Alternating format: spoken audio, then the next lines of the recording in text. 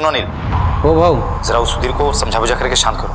उसकी बेटी मरी है भाऊ। अरे हम उसका दुख समझते हैं, पर इसमें गलती किसकी? खत्म करो ये सब। ऐसा करो, लकड़ी खरीद करके जंगल में उस बच्ची का दाह संस्कार करो, और कोई पूछे तो कहना कि है जैसे मरी है। और सुनो, तुम खुद मत जाना, अप्पू को भेजना। ओ भाऊ। नमस्कार, मैं दिव्यांका त्रिपाठी दहिया क्राइम पेट्रोल सतर्क में आपका स्वागत करती हूँ। अभी अभी आपने जो ऑडियो क्लिप सुनी, वो ऑडियो क्लिप किसकी थी? वो कौन लड़की थी जिसकी मौत हुई थी, और उसकी मौत का राज क्या था? आखिर वहां हुआ क्या था?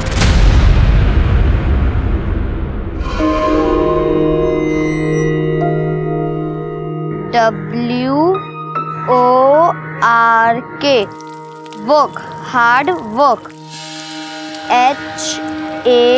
HARDWORK hard work. ये क्या होता है? अरे अम्मा देखो, हार्ड माने कड़ा और वर्क मतलब काम। कड़ा काम, मेहनत वाला काम जो तुम करती हो। तो ये बात अपने पापा को बोल कि हम कितनी मेहनत वाला काम करते हैं, वो हार्ड वाला। अरे अम्मा, अगर हम पापा को कुछ कहने जाते हैं ना, तो वो उल्टा हमें काटने आते हैं। धत, बाप है तुम्हारी, ऐसे नहीं बोलते। सॉरी।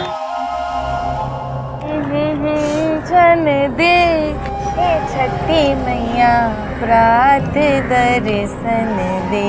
अम्मा, तुम्हें छठी मैया का गाना बहुत पसंद है ना? हाँ, बहुत पसंद। जैसे तुमको ये रेडियो सुनना पसंद है ना, हमको हमारा लोकगीत संगीत बहुत पसंद है। अब रोजी रोटी के चक्कर में बिहार छोड़ दी तो क्या, अपने रीति रिवाज भी छोड़ देंगे? सच्चे मन से आदमी जो भी मांगे ना, छठी मैया जरूर देती है। अच्छा अम्मा, तुम छठी मैया से क्या मांगती हो? बताओ ना अम्मा।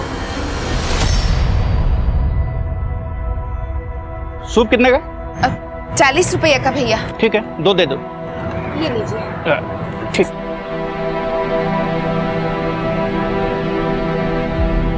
अम्मा 80 रुपए हुए, पर अंकल 90 रुपए दे गए। मैं देकर आती हूँ। अंकल, अंकल, आप ये 10 रुपए ज्यादा देकर चले गए थे। कोई बात नहीं बेटा, आप रख लो। नहीं अंकल, हम अपने हार्ड वर्क का ही पैसा लेंगे। कोई बात नहीं बेटा।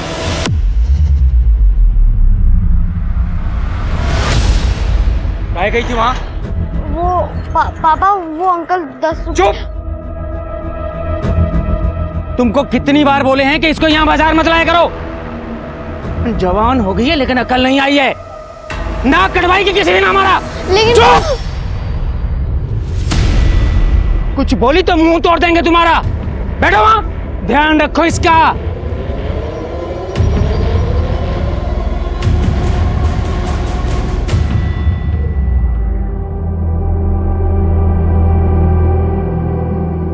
अम्मा, पापा हमसे प्यार नहीं करते ना? वो तो तुमसे बहुत प्यार करते हैं, बस उनको जताना नहीं आता। लेकिन आज तुम उस आदमी के पीछे क्यों गई थी? तुमको पता है ना पापा कितना गुस्सा करते हैं। अम्मा, हम पापा की मार खा सकते हैं, पर गलत काम नहीं कर सकते। और आपने तो सिखाया था कि ईमानदारी से बढ़कर कुछ नहीं। हमारी बच्ची। तू सो जा।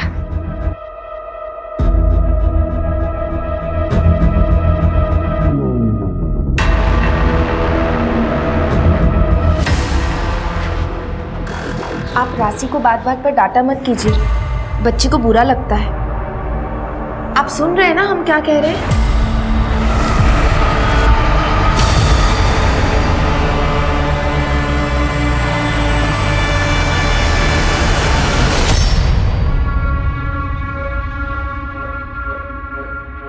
तुम ठीक तो हो?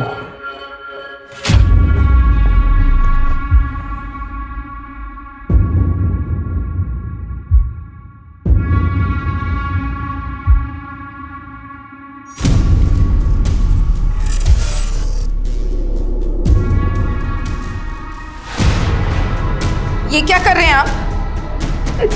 छोड़िए हमें। अरे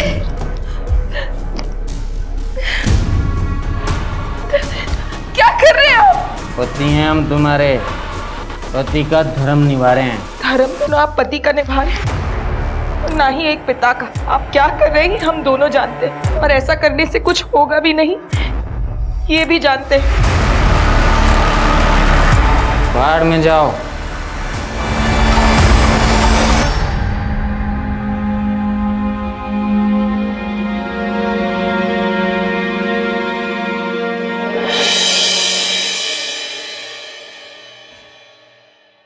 अरे रोज से नाटक है तुझं? हाँ, मेरे को मेरा आज पूरा पैसा चाहिए। भैया हमारी बात तो सुनिए, कुछ वक्त और दे दीजिए भैया। 6 महीना हो गया।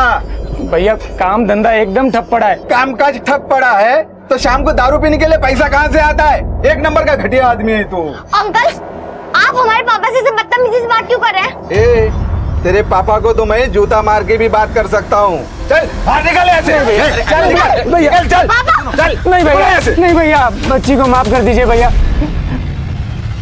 भैया आप हमें ऐसे निकाल देंगे तो हम कहाँ जाएंगे? बस आप हमें 1 हफ्ते का वक्त और दे दीजिए, हम आपका सारा पैसा वापस कर देंगे। 1 हफ्ता? हाँ, उसके बाद एक भी दिन नहीं। और हाँ, अपनी बेटी को जरा समझा कि ज्यादा ना उड़े, वरना उड़ने वालों के पर कतरना अच्छे से आता है हमें।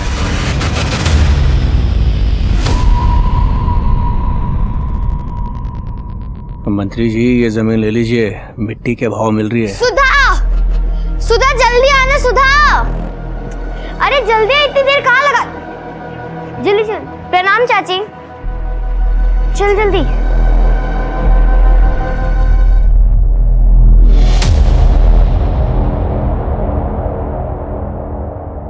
कुमुद, सुधा को समझा, राजा रंग पे शासन करता है, दोस्ती नहीं करता।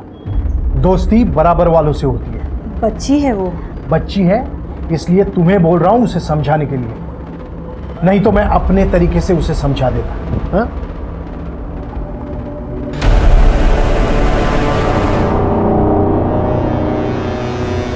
तुम इतना मत सोचो, दे देंगे तुम्हारे पापा पैसे। और अगर नहीं दे पाए तो कहाँ जाएंगे हम? 8 इयर्स हो गए हमें सोलापुर में। अब तो अम्मा भी गांव को याद करने लगी है। तो तुम बिहार छोड़ के यहाँ क्यों आए? पता नहीं, शायद काम के चक्कर में आए होंगे पापा। तो फिर मुंबई जाते या कोई बड़े शहर जाते, यहाँ क्यों? पता नहीं क्यों।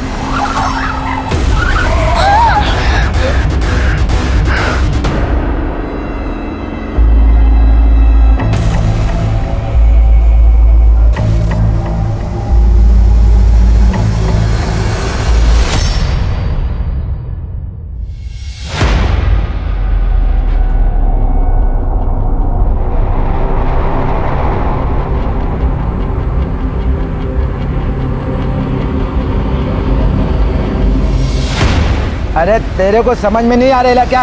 इधर उमेश भाई का मंच लगेगा। अरे ऐसा मत कीजिए भैया, ये हमारी रोजी रोटी है। या एक घुमा के। ये क्या हो रहा है? हाँ, ये उमेश भागवत के लोग हैं, कह रहे हैं कि यहाँ पर स्टेज बनेगा छठ पूजा के लिए।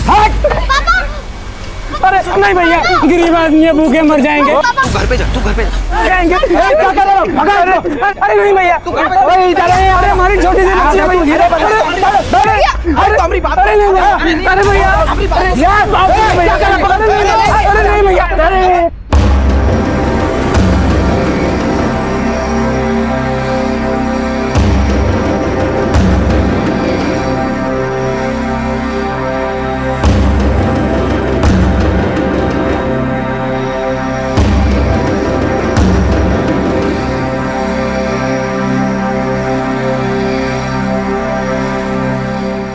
फोन उठाओ ना। क्यों नहीं उठा रही हो फोन? पता नहीं वहाँ सब ठीक है कि नहीं।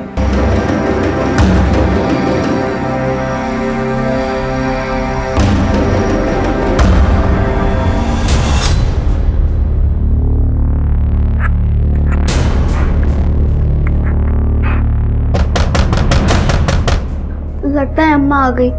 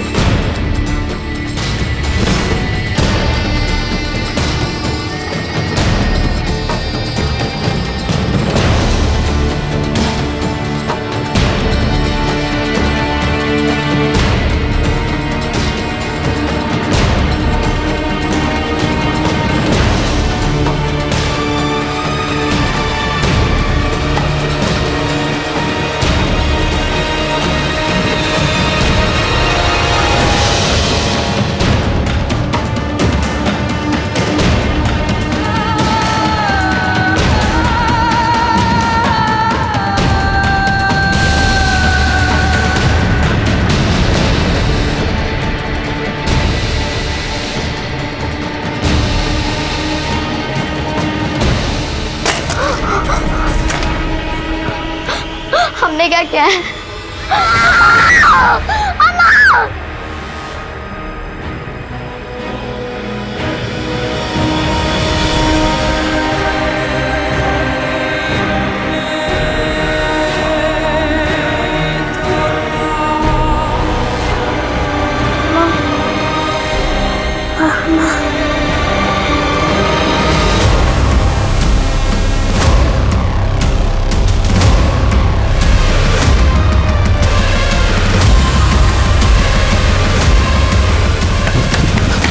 भाभी राशि क्या हुआ राशि को? राशि भाभी राशि भाभी राशि राशि राशि बेटा क्या हो गया बेटा? गौतम चल जल्दी अस्पताल ले चल। हाँ भाभी राशि मुझे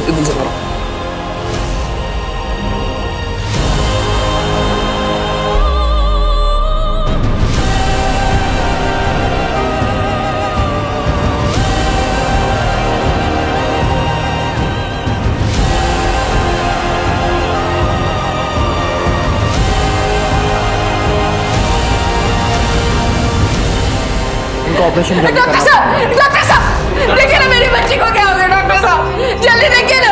ओके ओके, आप सब लोग बाहर जाइए। अरे डॉक्टर साहब राशि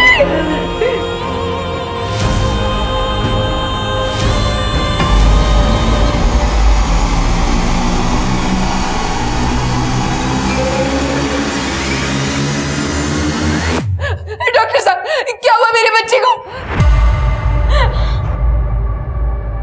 बोलिए ना डॉक्टर साहब क्या हो गया राशि को? आई एम सॉरी, आपकी बच्ची नहीं रही। राशि राशि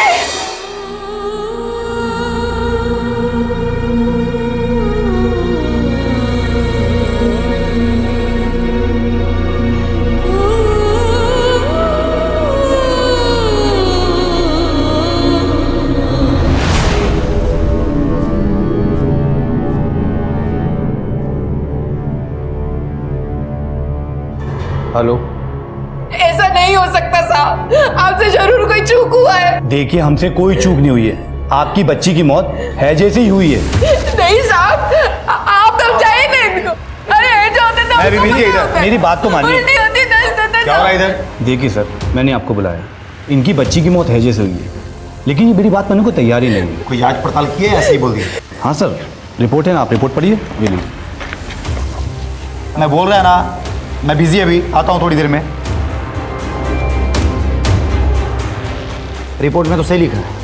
एक काम करो, बच्ची की लाश सीने दे दो, क्रियाक्रम कर देंगे। नहीं नहीं साहब, हमारी बच्ची को हैजा नहीं था। रिपोर्ट में तो ये लिखा है मैडम, और जब डॉक्टर कह रहे हैं तो सही बात होगी। अरे बोला ना मैं आ रहा है।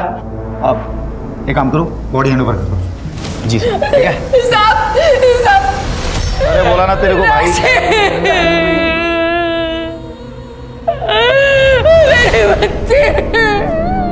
राशि का बलात्कार करके उसका खून किया गया था, लेकिन डॉक्टर ने पुलिस से कहा कि उसकी मौत कॉलेरा की वजह से हुई है।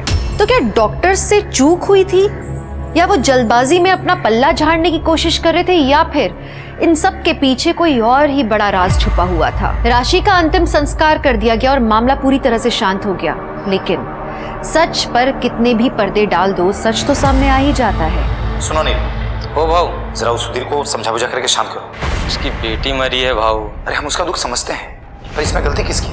खत्म करो ये सब। ऐसा करो, लकड़ी खरीद करके जंगल में उस बच्ची का दाह संस्कार करो, और कोई पूछे तो कहना कि है जैसे मरी है। और सुनो, तुम खुद मत जाना, अप्पू को भेजना। हो भाऊ।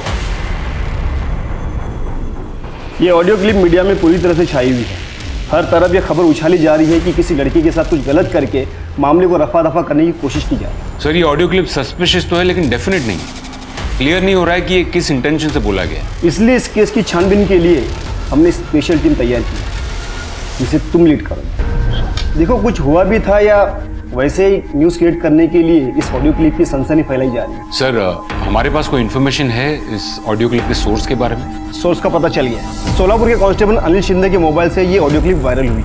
इसमें कांस्टेबल अनिल शिंदे और वहाँ की पीएसआई उमाकांत पुरोहित की आवाज़ है। घटना 15 दिन पहले की, 30 अक्टूबर।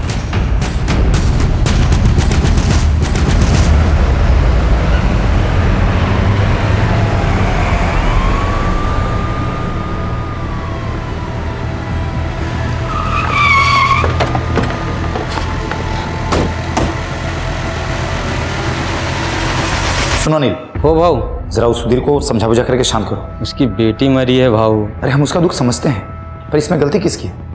खत्म करो ये सब। ऐसा करो, लकड़ी खरीद करके जंगल में उस बच्ची का दाह संस्कार करो, और कोई पूछे तो कहना कि है जैसे मरी है। और सुनो, तुम खुद मत जाना, अब्बू को भेजना। हो भाऊ। ये तुम दोनों की आवाज है ना? सर, ये मेरी ही आवाज है, पर मुझे तो एक बात समझ में नहीं आ रही है कि इसमें ऐसा मैं क्या गलत कह रहा हूँ। अगर गलत नहीं कह रहे हो तो मीडिया को ऐसा क्यों लग रहा है कि किसी को मार कर केस को रफा दफा करने की कोशिश की गई है? सर, कुछ रफा दफा करने की कोशिश नहीं की गई। मैं खुद अस्पताल गया था, बच्ची की लाश को भी मैंने देखा था, हैजे से मरी थी वो। ये देखिए साहब, डॉक्टर की रिपोर्ट। बच्ची की फैमिली वाले डॉक्टर से लड़ रहे थे, डॉक्टर ने हमसे ऐसा बोला, तो मैंने डॉक्टर को बोला कि बच्ची की लाश को फैमिली को सौंप। और ये लकड़ी पहुंचा के बच्ची को जलाने की बात? वो क्या है ना साहब, बच्ची के फैमिली वाले बहुत गरीब हैं, उनके पास खाने को भी पैसे नहीं थे। मैंने तो बस उनकी मदद की, दाह संस्कार का इंतजाम किया था, बस। ये देखिए साहब, बच्ची के पिता ने खुद दाह संस्कार किया था। साहब, कोई मामला रफा दफा नहीं किया गया। हम पुलिस वाले हुए तो क्या हुआ, दिल तो हमारे पास भी है ना साहब। बच्ची मरी थी उनकी, मैं तो बस उनकी मदद कर रहा था। कांस्टेबल अनिल शिंदे। हो सर। वो ऑडियो क्लिप तुम्हारी फोन से वायरल हुई थी, क्यों की थी वायरल? मैंने कुछ नहीं किया साहब, वो मेरे मोबाइल में अपने आप कॉल रिकॉर्ड हो जाते हैं। वो मेरा मोबाइल ख़राब हो गया था ना साहब, इसके लिए मैं वो बनाने के लिए दिया था दुकान में, तो वो मोबाइल बनाने वाले ने ही उसको वायरल कर दिया। उसको लगा कोई स्पेशल न्यूज़ है। सर मुझे तो नहीं लगता ये दोनों सच बोल रहे हैं। मैं भी उनकी बातों से कन्विंस तो नहीं हूँ, लेकिन ऑडियो क्लिप में ऐसा भी तो कुछ नहीं है जिसकी वजह से हम पुरोहित पर उंगली उठा सकें। बच्ची के परिवार से बात करते हैं। सर बताइए, क्या हुआ था आपकी बेटी के साथ?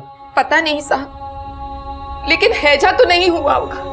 उस दिन राशि स्कूल गई थी, सूप और दलिया के फेरी के लिए भी गई थी, और अगर वो बीमार होती तो हमको तो पता होता ना। आप में से किसी से उसने कुछ कहा था?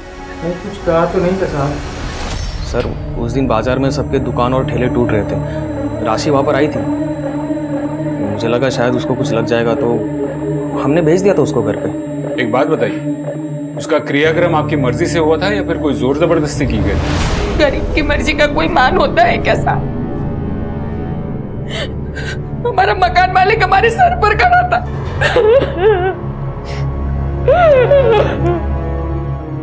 हमारा राशि का मौत हैजा से नहीं हुआ है। अब बड़े साहब को बोलेंगे पड़तालने को। देखो, मैं तुम्हारे सामने हाथ जोड़ता हूँ, इस घर में पुलिस नहीं आना चाहिए। इस बात को यही खत्म करो। अगर नहीं कर सकते तो मेरा घर अभी के अभी खाली करो और इस लाश को भी लेकर चले जाओ, और फिर करते रहो जो करना है वो। ठीक है भैया, आप जो कहेंगे हम वही करेंगे। फिर एक पुलिस वाला है और बोला लकड़ी का इंतजाम हो गया। आनंद फानंद में हमारी बच्ची का लाश उठाकर उसका अंतिम संस्कार करवा दिया साहब। हमारी कोई मर्जी नहीं थी साहब। हमारे में तो कुंवारी लड़की के मरने के बाद उसको आग में जलाते भी नहीं, जमीन में दफनाते। साहब, ये सब मेरे घर के अंदर हुआ था, और ज्यादा पुलिस कोर्ट कचहरी होती तो मेरा ही घर बदनाम होता ना। बाद में कोई भाड़ुत्री नहीं मिलता, लेकिन उसकी माँ जबरदस्ती रट लगाई बैठी थी कि उसे हैजा नहीं हुआ था। आता तुम ही सांगा साहब, मैं डॉक्टर की बात मानूं या उसके माँ की? मैं कह रहा हूँ ना, बच्ची को हैजा ही हुआ था। तो बच्ची के घर वाले झूठ कह रहे कि उसे हैजा नहीं हुआ था। अब सर ये भी तो हो सकता है कि घर में किसी का ध्यान ना गया हो, बच्ची को समझ ना पाई हो और एकदम से बेहोश हो गई हो। और सर इस हैजा का इलाज अगर सही समय पे ना हो तो इंसान की मौत भी हो सकती है। बाय एनी चांस उसका पोस्टमार्टम हुआ था? सर ऐसी बीमारी में लोग पोस्टमार्टम नहीं करते, और वैसे भी इस एरिया में हैजा बहुत फैला है। ठीक है, थैंक यू। सर मुझे तो इस केस में कोई मैनिपुलेशन लग नहीं रही है। यही तो पता करना है विवेक, ये केस वाकई में उतना ही साफ है जितना दिख रहा है। एक बात तो है कि अगर बच्ची को हैजा हुआ था, इसका मतलब चांसेस है कि घर में किसी ना किसी को तो हैजा हुआ होगा, क्योंकि ये कंटेजियस बीमारी। सबके रिपोर्ट्स निकलवा। Right sir.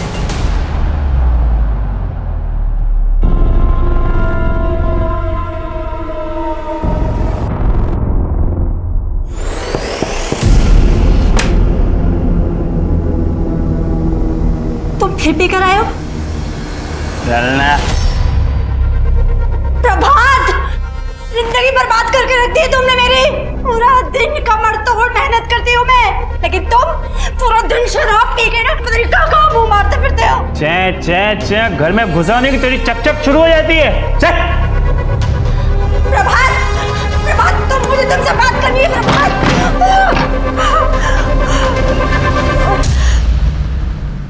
सब पूरी फैमिली की मेडिकल रिपोर्ट आ गई है। राशि की माँ लक्ष्मी और चाचा गौतम को तो हैजा नहीं हुआ था, लेकिन बाप सुधीर को हुआ था। इसका मतलब पूरी पॉसिबिलिटी है कि राशि को भी हैजा हुआ होगा। हो तो सकता है सर, वैसे भी बच्चे साफ सफाई के साथ कहाँ रहते हैं। आप excuse me sir.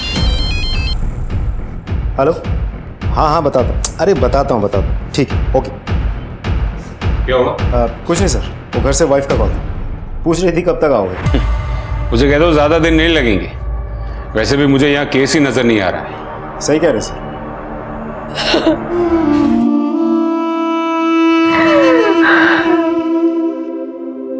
Hi, I am राशि Saroj. I am 14 years. I want be teacher. I love my mother. बहुत सारा.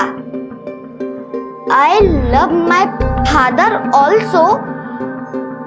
पर थोड़ा थोड़ा. Because he no love me. People की भुतनिया चढ़ गई है माथा पर। आईना में देखकर खुद ही से बतिया रही हो। अरे अम्मा, अब अगर हम खुद से नहीं बतियाएंगे तो किससे बतियाएंगे? यहाँ थोड़ी आती किसी को इंग्लिश। हम ही बस्ती छोड़कर इंटेलिजेंट लोगों के बीच में जाएंगे। दिल्ली, मुंबई, वहाँ तो सब इंग्लिश बोलते हैं। अच्छा, और जाओगी कैसे? पैसा कहाँ है? एक बार हम अंग्रेजी बोलना सीख जाए ना, फिर वीडियो बना कर वायरल कर देंगे। फिर देखना कैसे बुलाया करेंगे तुम्हारी बिटिया को लोग काम पर। अच्छा, तो वायरल होएगी हमारी बिटिया। हाँ। क्या है उस ऑडियो क्लिप का सच? क्या सच में किसी मासूम के साथ कुछ गलत करके उसे मार दिया गया और इस बात को रफा दफा किया गया? आखिर क्या हुआ था उस बच्ची के साथ? क्या सच में उस बच्ची को इंसाफ मिलेगा? अब तुमको सब जानने लगे हैं राशि। वो वायरल हो गई हो तुम, लेकिन उसके लिए हमको बहुत बड़ी कीमत चुकानी पड़ी। बहुत बड़ी कीमत चुकानी।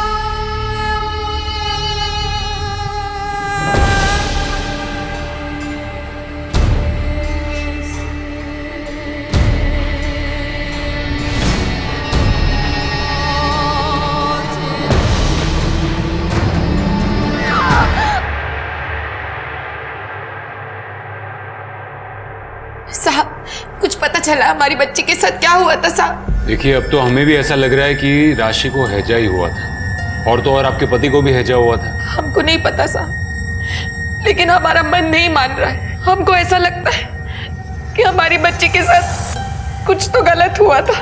देखिए लक्ष्मी जी, मैं आपकी भावनाओं को समझ सकता हूँ, लेकिन पुलिस अपनी तहकीकात सबूतों के आधार पर करती, और अब तक हमें जो भी सबूत मिले हैं वो इसी तरफ इशारा करते हैं कि राशि की मौत हैजा से ही हुई थी।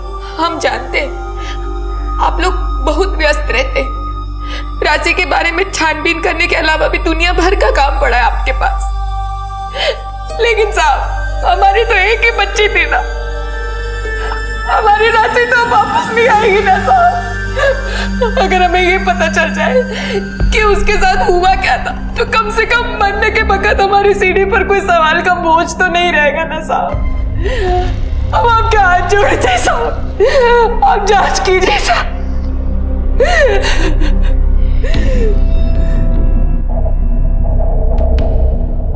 सर, ये डॉक्टर दिनेश की रिपोर्ट और ये राशि की डेथ सर्टिफिकेट। पर आई एम सॉरी सर, मुझे समझ में नहीं आ रहा हम ढूंढ क्या रहे हैं। मुझे भी नहीं पता विवेक, लेकिन अगर राशि की माँ इतनी कॉन्फिडेंट थी कि राशि को हैजा नहीं हुआ था, कुछ और हुआ था, तो आई एम श्योर कि हमें कुछ ना कुछ जरूर मिलेगा। लेकिन सर, हम इस केस को ऑलरेडी इतने अच्छे से स्टडी कर चुके हैं, कुछ भी तो सस्पिशियस नहीं निकला।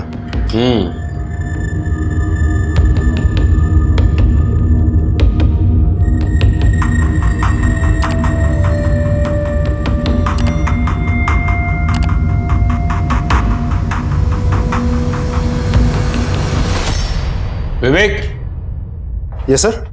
विवेक, ये डॉक्टर देखो, ये हॉस्पिटल के काफी फोटोज में दिख रहा है। ऐसा लग रहा है जैसे राशि का केस इसी के अंडर में था। लेकिन उस दिन हॉस्पिटल में ये डॉक्टर तो नहीं दिखा था हमें। तो वाकई में हॉस्पिटल में नहीं था या फिर जानबूझकर हमसे छुप रहा था? इसके बारे में पता करो। सर,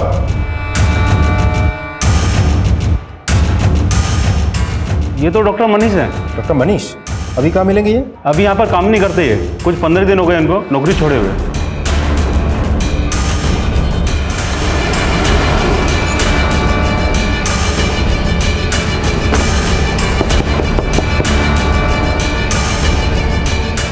अक्टूबर को राशि की मौत हुई। राशि का केस आप ही देख रहे थे ना? जी। लेकिन फिर ऐसा क्यों हुआ कि उसी दिन यानी कि 30 अक्टूबर को ही आपने नौकरी छोड़ दी? सर मैंने नौकरी छोड़ी नहीं थी, मुझे नौकरी से निकाला गया था। निकाला गया? क्यों? पता नहीं सर।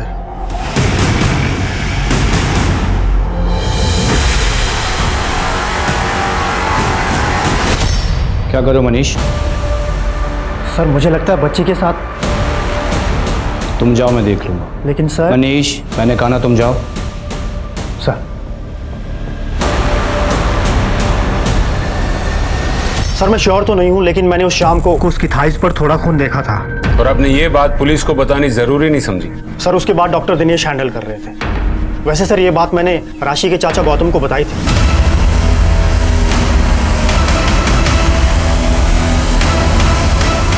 और उसी शाम को डॉक्टर दिनेश ने मुझे नौकरी से निकाल दिया। ठीक है, जरूरत पड़ी तो फिर से आपसे कांटेक्ट करेंगे।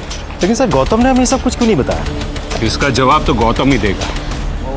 वो सर वो मैं जब डॉक्टर मनीष ने तुझसे कहा कि राशि के बॉडी पर खून मिला था, तो ये बात तूने पुलिस को क्यों नहीं बताई?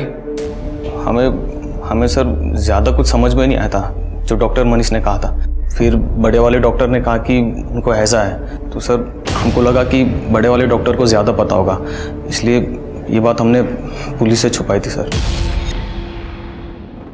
डॉक्टर मनीष को नौकरी से क्यों निकाला? सर डॉक्टर मनीष लापरवाह था, मैंने कई बार उसे वार्निंग दी, लेकिन उसकी लापरवाही में कोई फर्क नहीं पड़ा। अब ऐसे डॉक्टर की वजह से मैं अपने पेशेंट की जान खतरे में नहीं डाल सकता था, तो नौकरी से निकाल दिया उसे। भाई ये सब राशि के केस के चक्कर में तो नहीं किया? सर मैंने आपसे पहले ही कहा है, उसे हैजा हुआ था। डॉक्टर मनीष ने तो कहा था कि उसने राशि की बॉडी पर खून देखा था। हाँ सर था, वो बच्ची का महीना चालू था सर। राशि ने तो हमको नहीं बताया था साहब कि उसका महीना चल रहा था। अगर ऐसा होता तो हमें तो पता होता। उसको उन दिनों बहुत दर्द होता था। आप यकीन के साथ ये बात कह सकती? यकीन के साथ तो नहीं कह सकते। राशि की बॉडी घर में कहाँ मिली थी? घर के पीछे वाले हिस्से में साहब। यहाँ पड़ी थी हमारी राशि।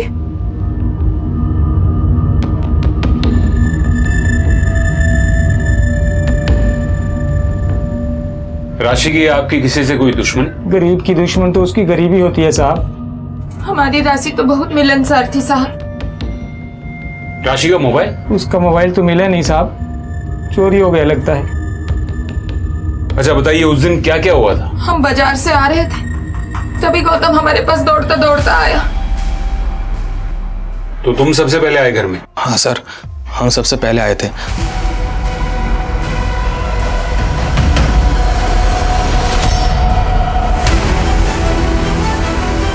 राशि राशि राशि राशि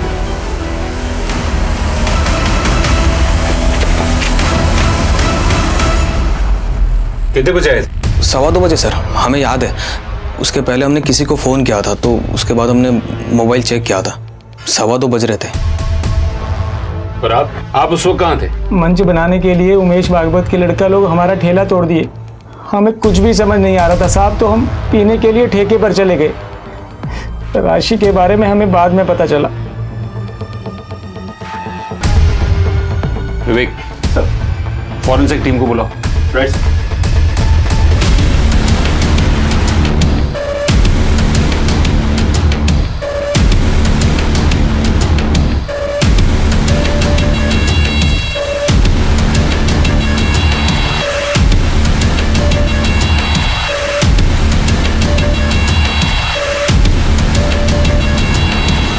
सर उस जगह पे जो दांत मिला है उसमें सिल्वर फिलिंग है।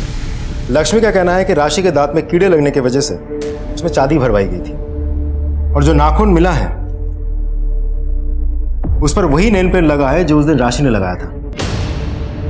ये नाखून और दांत को डीएनए टेस्ट के लिए भेजो और पता करो कि ये राशि के हैं या नहीं। सर आपको सच में ही लगता है कि राशि के साथ सच में ही कुछ गलत हुआ होगा? पक्के से नहीं कह सकते विवेक, क्योंकि घर के जिस हिस्से में वो लाश मिली थी वहां ज्यादा साफ सफाई होती नहीं। ऐसा भी हो सकता है कि ये दांत और नाखून पहले कभी टूट कर गिरे हो। एक और बात सर, क्राइम सीन में हमें ये बटन भी मिला है, लेकिन घर वालों का कहना है कि इस बटन के बारे में किसी को कुछ नहीं पता। विवेक, ऐसा भी हो सकता है कि कोई घर पर आया था और उसका बटन ये टूट कर गिरा होगा। इस सब से कुछ साबित नहीं होता, कुछ भी हो सकता है। एक काम करो, राशि के बारे में सारी डिटेल्स निकालो, उसके दोस्तों से बात करो, आस पड़ोस में सबसे बात करो। Right sir. साहब जी, अच्छा हुआ बच्ची मर गई, वरना उसका बाप ही उसे मार डालता, रोज मारपीट करता था। सुधा बेटा एक बात बताओ, राशि का कोई बहुत क्लोज फ्रेंड, कोई बहुत अच्छा दोस्त, कोई बॉयफ्रेंड, ऐसा कोई भी जिसके साथ वो बहुत ज़्यादा समय बिताया करती थी?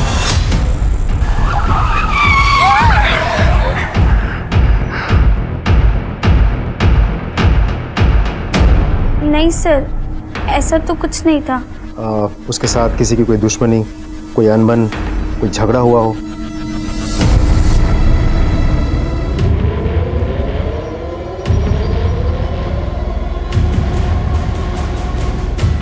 हाँ मैडम, उस दिन हमने किसी को घर में जाते हुए तो देखा था, केसरी रंग की चेक की शर्ट पहने हुए था। बाकी तो हम ज़्यादा कुछ देख नहीं पाए।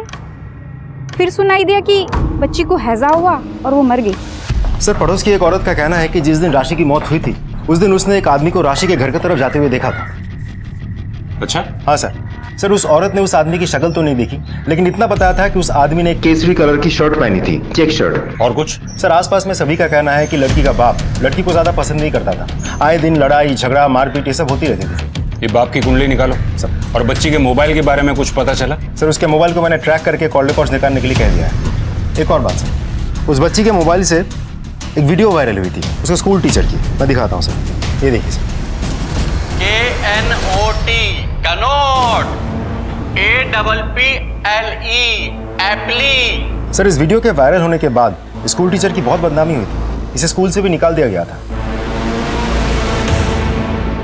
हाँ सर, राशि ने वीडियो बना के वायरल कर दिया था। तो गुस्सा तो बहुत आया होगा नहीं? हाँ सर आया था, फिर शांत हो गया क्योंकि राशि ने खुद आके मुझसे माफ़ी मांग ली थी। सॉरी सर, हमें नहीं पता था कि हमारी वजह से आपकी नौकरी चली जाएगी।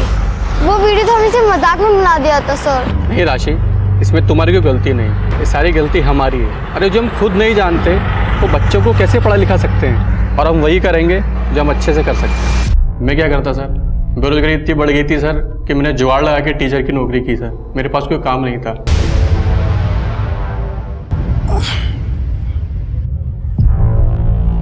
सुनो, एक कप चाय बना के दो ना। क्या कर रही है सब? नौकरानी हूँ मैं तुम्हारी?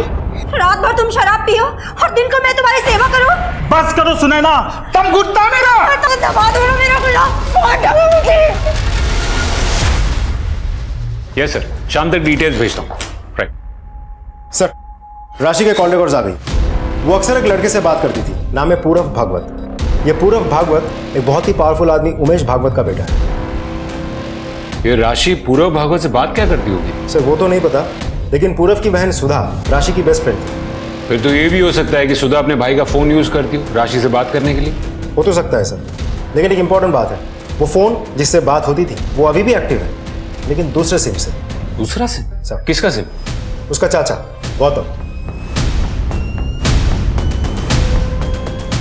कुछ मिला? नहीं सर। आप क्या ढूंढ रहे हैं साहब? सर!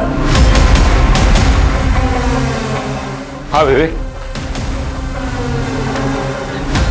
ये देखिए, ये तुम्हारा कमरा है? हाँ साहब, इसी का कमरा है। और ये राशि का मोबाइल है? हाँ हाँ साहब। राशि का मोबाइल तुम्हारे कमरे में क्यों छुपा है? बोल। सर वो राशि का चक्कर चल रहा था पूरब के साथ, और हम नहीं चाहते थे कि ये बात किसी को पता चले, इसलिए हमने ये फ़ोन हमारे पास छुपा के रखा था सर। ये पूरब को उठाओ। सर तो राशि और तुम्हारा अफेयर चल रहा था?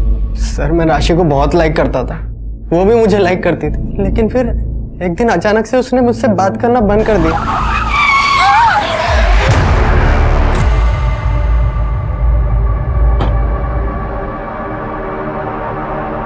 मैं तुमसे प्यार करता हूँ, ये तुम्हारे लिए।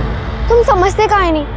पहले पापा हमारी शादी के पीछे पड़े हुए हैं। बड़ी मुश्किल से अम्मा उन्हें रोक रही है। अगर उन्हें हमारे बारे में पता चला तो फिर वो अम्मा की भी नहीं सुनेंगे। चल सुधा। तो कहीं गुस्से में तुमने ही तो। सर मैं राशि से बहुत प्यार करता था, उसे कोई परेशानी ना हो इसलिए मैंने उससे बात करना बंद कर दिया था। मैंने सोचा था कि वो खुद मेरे पास आएगी, लेकिन ये नहीं सोचा था कि वो मुझसे इतनी दूर चले जाएगी। उमेश जी, आपको पता था कि आपके बेटे पूरव का अफेयर राशि के साथ चल रहा था? नहीं, मुझे अगर पता होता ना तो मैं खुद उसे मरवा देता।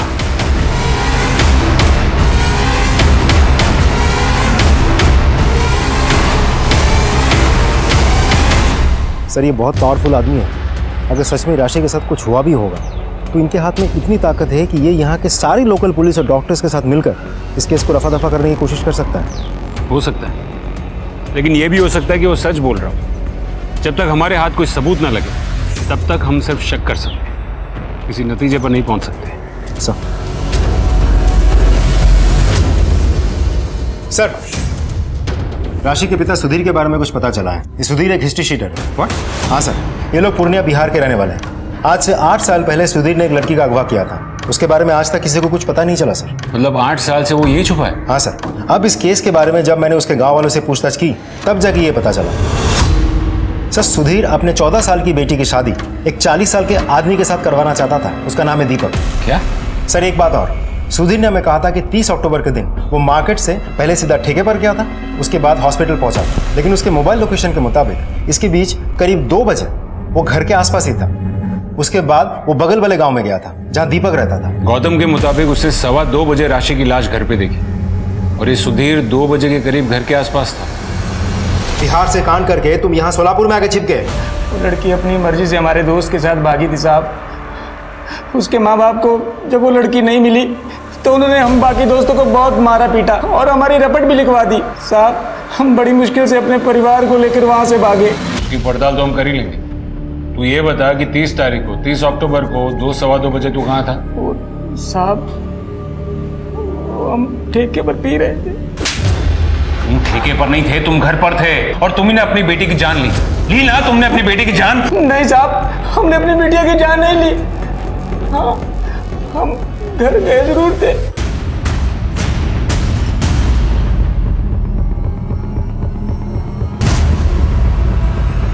साहब हम राशि की कुंडली लेकर सीधा दीपक बाबू के पास गए शादी की तारीख पक्का करने। एक 40 साल के आदमी के साथ अपनी 14 साल की छोटी बच्ची की शादी करवाना चाहते थे तुम? घर में एक फूटी कौड़ी भी नहीं थी साहब, और दीपक बाबू बहुत पैसे वाले थे। राशि के बदले 50,000 देने को तैयार थे, पर लक्ष्मी हमें बार बार रोक रही थी साहब। अगर आपने ऐसा कुछ भी किया ना तो हम अपनी जान दे देंगे। अच्छा, जान देकर क्या होगा? अरे कम से कम शादी तो रुक जाएगी। अब हमारे बच्चे की शादी नहीं होती कहते थे हम। आप ऐसी बातें मत कीजिए, समझे? भूल जाइए इस बारे में। हमको पता चला कि तू अपनी बेटी से बहुत नफरत करता था, उसे मारता पीटता था। हमें बेटा चाहिए था साहब। लोग हमें नामर्द कहते थे कि बेटा बेटी औरत की वजह से नहीं, मर्द की कमजोरी की वजह से होता है साहब। हम किसी को कुछ भी नहीं कह पाए। हम तो अभी भी कोशिश कर रहे थे कि हमारा बेटा हो, पर हमारी बीवी की बच्चादानी खराब थी, वो बच्चा नहीं कर सकती थी। पर हम अपना सारा गुस्सा, सारी नफरत अपनी राशि पर निकालते थे साहब।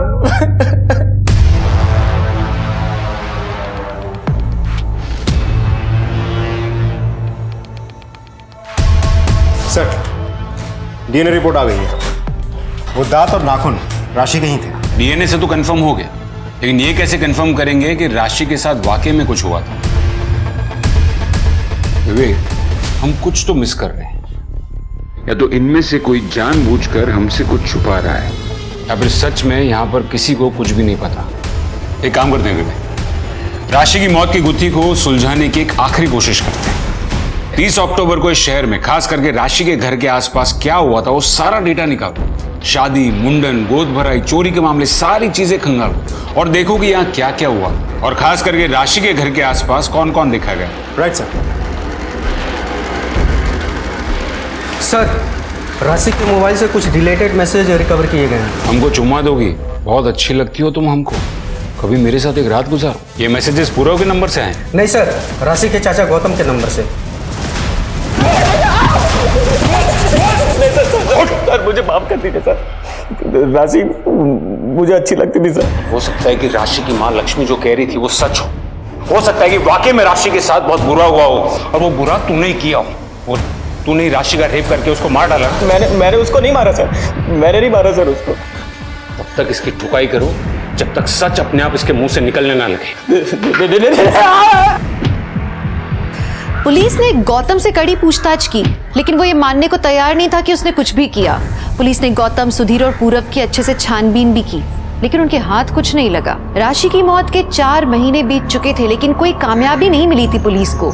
उन्हें लगा था कि राशि का केस पुलिस फाइल्स में कहीं खो कर रह जाएगा, लेकिन कुछ ऐसा हुआ जिसने छानबीन को एक नई दिशा दे दी।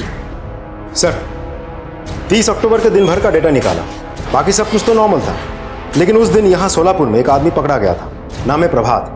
ये प्रभात 29 अक्टूबर को अपनी वाइफ का मर्डर करके उसके बॉडी के 8 टुकड़े करके अलग अलग जगह डंप कर रहा था। यहाँ सोलापुर से भी उसके बॉडी के 3 टुकड़े बरामद किए गए थे। फिर पुलिस ने उसे सोलापुर हाईवे के पास से गिरफ्तार किया। तो सर, प्रभात अपनी वाइफ के बॉडी के टुकड़े जहाँ डंप कर रहा था वो राशि के घर के पास ही है, और जिस वक्त वो डंप कर रहा था उसी वक्त राशि की मौत हुई। सिर्फ अपनी बीवी का खून किया था या किसी और का भी? मेरी बीवी को मारने में बहुत देर कर दी मैंने। इतना चकचक करती थी, दिन रात का लड़ाई झगड़ा, तंग आ गया था, इसलिए मार दिया। और किसी को क्यों मारूंगा साहब? जब तुम अपनी बीवी के शरीर के टुकड़ों को दफना रहे थे, उसी वक्त उसी एरिया में एक और लड़की की मौत हुई थी। ये कोई इत्तेफाक नहीं हो सकता। साहब, मैंने एक बच्ची की मौत के बारे में सुना था, और हाँ साहब, आप इसे इत्तेफाक समझो या कुछ और, लेकिन उस टाइम पर मैं वहीं था। लेकिन उस बच्ची को मारने में मेरा हाथ नहीं साहब। जब मैं एक टुकड़ा बच्ची के घर के पीछे वाले जंगल में दफनाने गया था, तो वहाँ पर एक गाड़ी देखी थी बच्ची के घर के पास में। वाइट कलर की एसयूवी कार थी। विवेक, ये वाइट एसयूवी के बारे में पता करो और देखो कि उस दिन उस एरिया में ऐसी कौन सी एसयूवी थी। Right sir.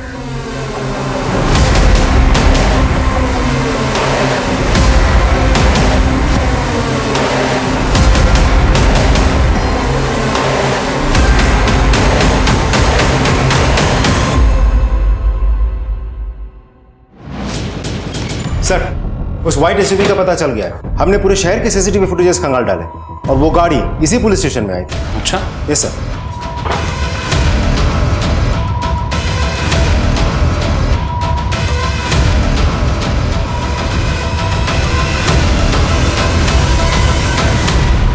इसकी यही सज्जन सिंह पुणे में रहता है, उमेश भागवत का खास है। सर, आपको मैं कुछ और भी दिखाना चाहता हूँ।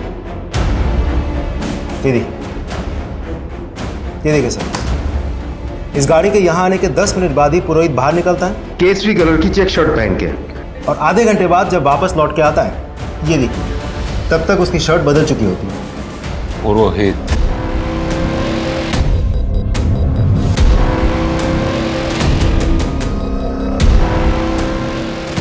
सर, राशि के घर में जो बटन मिला था वो इसी शर्ट का है।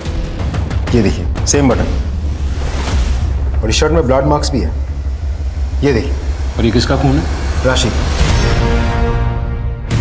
और राशि की लाश जिस कमरे से मिली वहां हमें यूरिन के ट्रेसेस भी मिले, और वो यूरिन के सैंपल्स तुम्हारे सैंपल से मैच करते हैं। तुम लोगों ने मिलकर किया ना ये? और उमेश ने कहा था ना करने के लिए? नहीं, उमेश भाई ने नहीं कहा था ये करने के लिए, लेकिन मना भी नहीं किया था। ये लड़की कहाँ बैठ रही है? निकल यहाँ से। इतनी सारी जगह है यहाँ पे, इस पूरी बेंच पे आप अकेले बैठेंगे? ज्यादा बोल मत और निकल यहाँ से। मैं तो यहीं बैठूंगी, आपको जाना है तो जाओ। ये लड़की! अरे उमेश भाई, इन लोगों की इतनी औकात जो बगल में आके बैठेंगे? आपका राज ना तभी तक है जब तक ये लोग डर के रह रहे हैं। तुझे बुरा लगा क्या? आपका लिहाज नहीं होता ना तो अभी औकात दिला दे इसकी। तो दिखा दो। तुम्हें किसने रोका है? उमेश भाई के आदमियों ने मंच बनाने के लिए बवाल कर दिया था, तोड़फोड़ कर दी थी। वहीं से उस लड़की को हमने घर वापस जाते हुए देखा। वहां से हम सीधे थाने आए और पुरोहित को सब कुछ बताया। अरे तुम लोगों को बच्ची को जिंदा छोड़ना ही नहीं चाहिए था, तो कोई बात नहीं, टेंशन नहीं लो, मैं संभालेगा, ठीक है।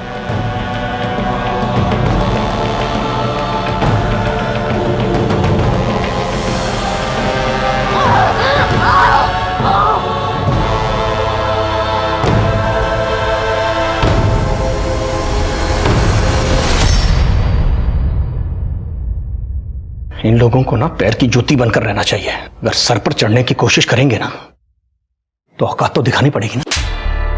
पैर की जूती, औकात? दूसरी जात वाली लड़की हमारे बाजू में नहीं बैठ सकती, हमको छू नहीं सकती, पर उसी लड़की पर बलात्कार करते वक्त, बेरहमी से उसका खून करते वक्त तुम उसको छू सकते हो? तब तुम्हारी ये सोच अचानक गायब हो जाती है। ऐसी दोगली सोच से समाज में सिर्फ हैवान पैदा होते हैं, इंसान नहीं।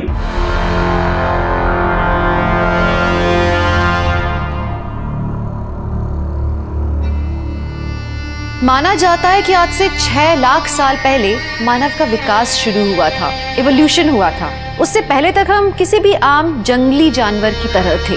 फिर धीरे धीरे हमें यह समझ आया कि अगर हमें अपने अस्तित्व को बचाना है तो समाज का निर्माण करना होगा, जहां ताकतवर कमजोरों की बाकी जानवरों से रक्षा करेंगे, सब आपस में एक दूसरे का ख्याल रखेंगे। सोचिए, हम जब जानवर के स्तर पर थे तो हमने इंसान बनने के लिए कितनी बड़ी बात सोची, और आज लाखों साल बाद हम में से कितने हैं जो इंसान होकर भी जानवर जैसी सोच रखते हैं। ये कहानी किसी एक राशि की नहीं है, बल्कि ये उन सब मासूम बच्चियों की है जो किसी न किसी शक्तिशाली इंसान के हाथों शोषण का शिकार बन जाती हैं। अगर किसी के पास शक्ति है तो उसे उसका इस्तेमाल करना चाहिए समाज की भलाई के लिए, न कि समाज को गर्त में धकेलने के लिए। इसी के साथ मैं दिव्यांका त्रिपाठी दहिया लेती हूँ आपसे विदा। आप देखते रहिए क्राइम पेट्रोल सतर्क। सतर्क रहिए, सुरक्षित रहिए, अपना ख्याल रखिए। जय हिंद।